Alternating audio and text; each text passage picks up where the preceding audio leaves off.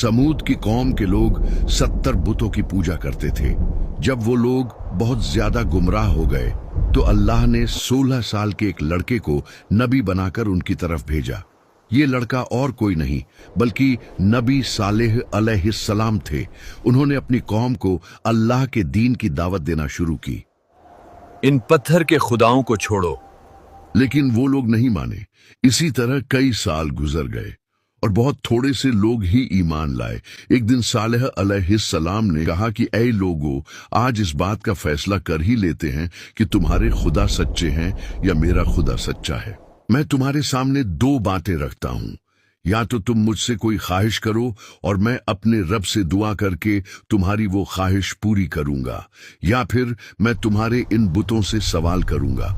अगर वो मेरे सवाल का जवाब देंगे तो तुम उनकी इबादत करते रहना और मैं तुम्हें छोड़कर चला जाऊंगा, क्योंकि मैं तुमसे नाराज हूं और तुम लोग मुझे पसंद नहीं करते।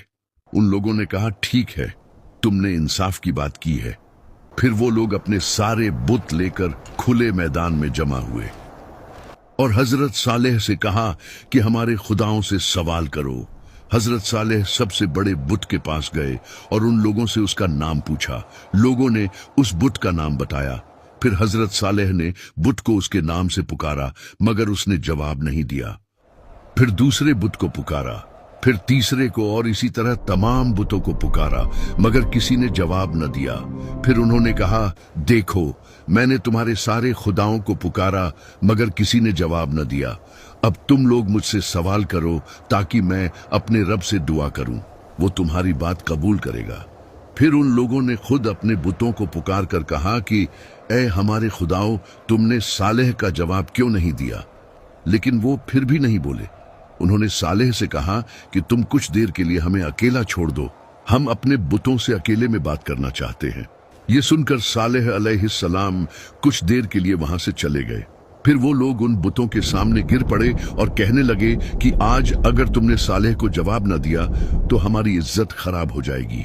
फिर उन्होंने सालेह को दोबारा बुलाया और कहा, अब इनसे सवाल करो, ये जरूर जवाब देंगे।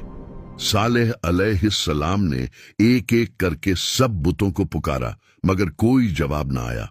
फिर सालेह ने उन लोगों से कहा कि सारा दिन गुजर गया है और ये सब मेरे सवाल का जवाब नहीं दे रहे।